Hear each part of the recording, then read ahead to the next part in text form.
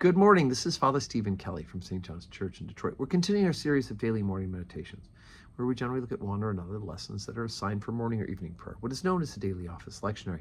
And today, let's take a look at the first lesson from morning prayer from the second book of Samuel. We're at the 12th chapter, beginning at the 15th verse.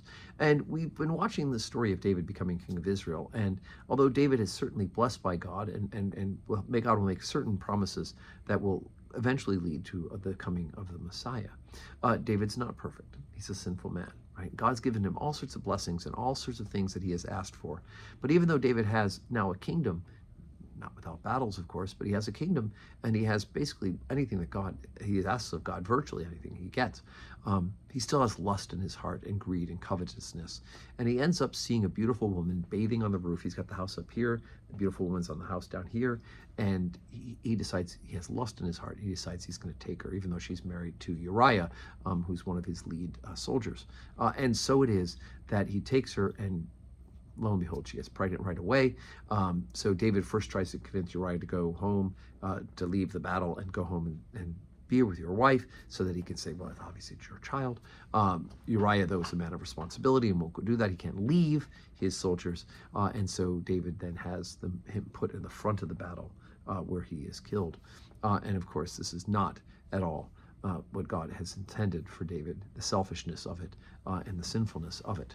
And so we pick up now, David has gotten rid of Uriah and from the scene, and Bathsheba's pregnant, and well, here's the result. And the Lord struck the child that Uriah's wife bore unto David, and it was very sick. David therefore besought God for the child, and David fasted and went in and lay all night upon the earth. And the elders of his house arose and went into him to raise him up for the earth, but he would not, neither did he eat bread with them. And it came to pass on the seventh day that the child died. And the servants of David feared to tell him that the child was dead. For they said, behold, while the child was yet alive, we spake unto him, and he would not hearken unto our voice. How will he then vex himself if we tell him that the child is dead? But when David saw his servants whisper, David perceived that the child was dead. Therefore David said unto his servants, is the child dead? And they said, he is dead.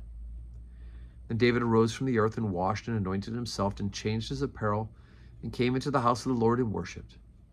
Then he came to his own house, and when he required, they set bread before him, and he did eat. Then said his servants unto him, what thing is this that thou hast done? Thou didst fast and weep for the child while it was yet alive, but when the child was dead, thou didst rise and eat bread. And he said, while the child was yet alive, I fasted and wept, for I said, who can tell whether the Lord will be gracious to me, and the child may live? But now he's dead. Wherefore should I fast? Can I bring him back again? I shall go to him, but he shall not return to me. Right? David knows that in death, someday David will die, and we'll see that child. But for now, there's no bringing him back. We don't want to think of the consequences of our sin in such a way, but it's obviously, by the way the story is told, that the consequence of David's sin is that this child got sick and died, was not intended to be the heir of the kingdom. David repents. David makes a public repentance of what he's done, and God does bless him with other children, some of whom would end up really being at odds with each other, but ultimately from this later union with Uriah's wife, with Bathsheba, it would bring his heir, Solomon. So again, one of the things about the Old Testament is that it's not a story of everybody's great and everybody who follows God does all the right things. All the warts and all the sores and all the sin is exposed. It's a realistic story of man's inability to follow God and to save himself. And that's why we have Jesus. Okay, so today is Tuesday. We're right back on our regular schedule. We'll have 12:15 Holy Communion and 4 o'clock evening prayer, God willing. And I hope that we can see you in church or wherever you're watching this live stream. And may God grant you a Tuesday that is full of blessings.